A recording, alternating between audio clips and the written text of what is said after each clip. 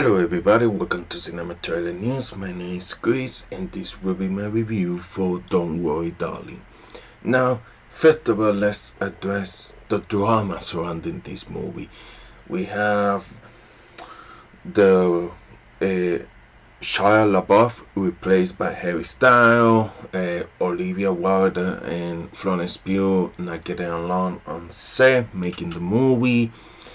There's so much drama surrounding this movie, and I'm curious, is this will help the movie or it will hurt the movie at the box office? We'll see. But besides that, I think the woman who made this movie know how to make a scene real and terrifying, and I appreciate that. Now, I was really impressed by the time the film was completed, and you gotta make yourself watch the whole thing. I was like, you know what, this was actually pretty damn good. So by the end of the movie, I was on the edge of my seat. It was very exciting, and you know there are other things to say about this film, but I don't think it's bad as people say it is. Actually, I think that it has some plot holes and some things that are now concluded, but it's not a bad film, really. And I think this film has some really clever ideas that makes the scenario even more believable. Whether or not you like this movie will be whether or not you believe this could actually happen, and it was a good mystery, and I hope no one spoils it for you. And that's one of the reasons to go and see this movie right away in the theaters, so you get to experience those reviews. So let's talk about Harry Styles, and I have to say Harry Styles isn't helping this movie. I mean, he's not bad, and he looks fantastic in his 1950s outfit. But and his British accent kept coming and going until finally one of the other characters in the film put him out of his misery and say that he was indeed British, and he's just kind of there. He doesn't break the reality of the movie. He's not that bad, as I said. He's okay, but he doesn't do anything with the performance. And I have to give Harry Styles credit for taking a role that turns out to be pretty shocking by the end, and will give it anything away. So let's move on to Chris Pine. Now, I think he was really good in this role. He is the literally is evil, and he's very good in the film, and I really like what he did with his character here. I will hope to see more of his character, but that's what we got. Now, other actors are Nick Kroll and Timothy Simons from Beat, who is fantastic on that show. If you haven't watched that show, go watch it on HBO. Now, but neither of them are very much used much in this movie. Certainly not to the extent understand and effectively as they could have been. Now, it's time to talk about Florence Pugh. This is the Florence Pugh show, and what a show that is! It's amazing. This is her movie. She carries the whole movie. She's front and center. And if you are a Florence Pugh fan, you'll be in heaven. And if you're not Florence Pugh fan, yeah, you will be after watching this film and her performance.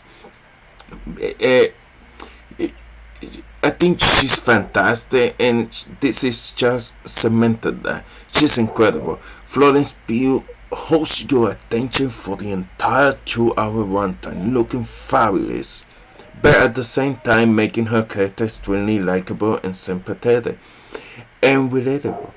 And that's very difficult for an actress to do, and she does this. Her role has a ton of new ones. She plays every note perfectly and clearly, and she's Hollywood latest angel, and it's a really good role for any actress. And I can totally see why Florence Pugh took it, and it's unfortunate that she ended up having such a bad time making the movie, and is very upset about what went down. But I think she should be proud of her work in the film. Now it's time to talk about Olivia Wilde, who also co-stars as her best friend Bonnie.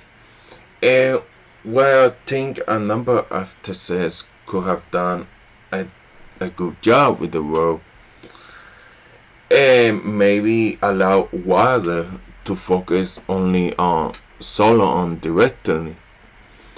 Therefore, making sure Don't Worry Darling is how it was more focused. Wilder still does a nice job here and delivering some excellent one-liners, which also kudos to the script. And talking about the script and the fact that her character ends up being the sloppiest one, and a really big missed opportunity to really dive into this film and what really is and take it to the next level. Now, visually, the film is especially stunning. Whether not only has a strong uh, tale of traditional high gross storytelling, but she also has a number of scan grace quality that are truly inspired.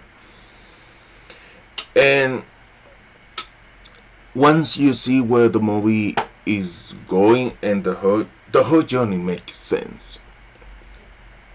And I mean, I have problems with the journey, but I'm so happy where I end up that I really can't complain. Now, could the film be better as a whole? Yes, definitely.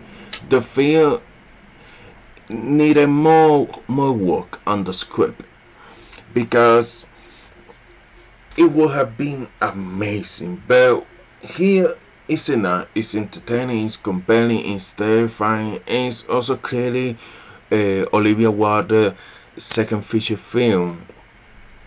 But she has real talent as a director here, and we'll see if she continues to direct more film. I think she already has one in pre-production, so I'm curious to see that. But I think she's very talented, and that had to be said. But overall, I really like this movie, and it was a fun experience in the theater. It's really entertaining, and I still think that it's worth seeing in the theaters. You should definitely, if you don't see it in the theater, you can go and rent it down the line. But I think it's better to watch it on the big screen, because to avoid spoilers. But also, it's a beautiful film. It's very well made. The cinematography, like I said, it's stunning, and so you don't have those surprises spoiled for you.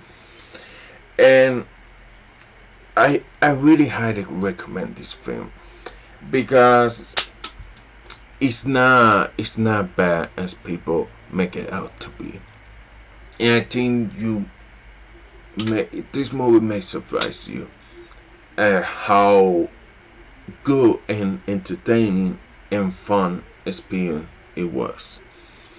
So that's my review for Don't Worry Darling, now in theaters. If you like this review, please hit the like button, consider subscribing to the channel, and like always, thank you so much for watching. See you guys later.